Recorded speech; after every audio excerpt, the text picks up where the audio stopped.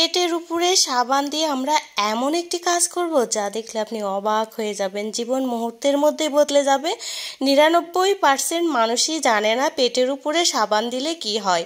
এখানে আমরা তারপরে কিন্তু চিরুনি করে নিচ্ছি। পেটে আবার চিরুনি করা, আপনি হয়তো ভাবছেন যে এটা আবার কেমন কথা। লাস্ট পর্যন্ত দেখতে থাকুন।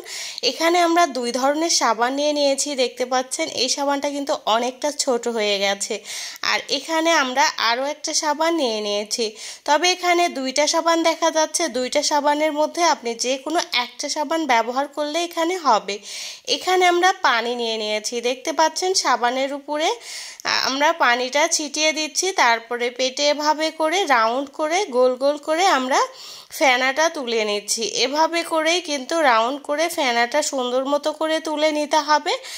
আর আপনাদের খেয়াল রাখতে হবে সাবানটা যেন কাপড় কাচা সাবান না হয়, সেদিকে অবশ্যই খেয়াল রাখতে হবে। এরপরে আমরা পুরো পেটের উপরে এভাবে করে সাদা সাদা ফেনা তুলে নেব। দেখতে পাচ্ছেন কতটা ফেনা হয়ে গেছে। ব্যাস, আমাদের কিন্তু আসল কাজটা হয়ে গিয়েছে।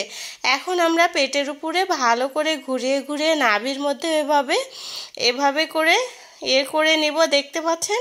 এভাবে করার পরে আমরা কি করব, এভাবে ভালো করে যখন হয়ে যাবে তখন আমাদের আসল কাজটা হয়ে যাবে। এখন প্রশ্ন হচ্ছে আমরা কেন পেটের উপরে সাবান ব্যবহার করলাম। তো চলুন আমরা জেনে নেই পেটের উপরে আমরা কেন সাবান ব্যবহার করলাম। এরপরে কিন্তু আমাদের একটা চিরুনি লাগবে। এরকম চিরুনি হলেও হবে, বা চিকনা দাঁতওয়ালা যে চিরুনিগুলো পাওয়া যায় সেগুলো কিন্তু হলেও হবে। যে কোনো সাইজের চিরুনি এখানে আপনারা ব্যবহার করতে পারেন। তো দেখতে পাচ্ছেন এভাবে করে উপর থেকে নিচ পর্যন্ত আস্তে আস্তে এভাবে করতে হবে। তবে কেন এই কাজটা আমাদের করতে হবে, তো আমাদের কিন্তু অনেক সময় পেটের বিভিন্ন রকমের সমস্যা দেখা দেয়। সেই সব সমস্যা কিন্তু দূর হয়ে যাবে কোনো পয়সা খরচ ছাড়াই। আসলে এগুলো ঘরোয়া টোটকা নানি দাদিরা আগে এগুলো করে থাকতেন। তো এইসব জিনিসগুলো এখন হয়তো বিশ্বাস হবে না, কিন্তু এগুলো করে দেখেন। আপনার পেটে যদি গ্যাস্ট্রিকের সমস্যা থাকে, আলসার হয়, অনেক সময় পেটে ফুটফাট করে, বদহজম হয়, পেট ক্লিয়ার হতে চায় না, আপনার গ্যাস। এখন আমরা জেনে নিব আগের ভিডিওতে আমার যারা কমেন্ট করেছিল তাদের নাম। সৌদি আরব থেকে শামিম আর তাসলিমা মজুমদার, ঢাকা থেকে। আপনাদেরকে অসংখ্য ধন্যবাদ। এখন এই মুহূর্তে যারা আমার ভিডিওটি দেখছেন অবশ্যই কমেন্ট করবেন আর ভিডিওটি শেয়ার করবেন, তাহলে আপনাদের নাম আমি মেনশন করব পরবর্তী ভিডিওতে।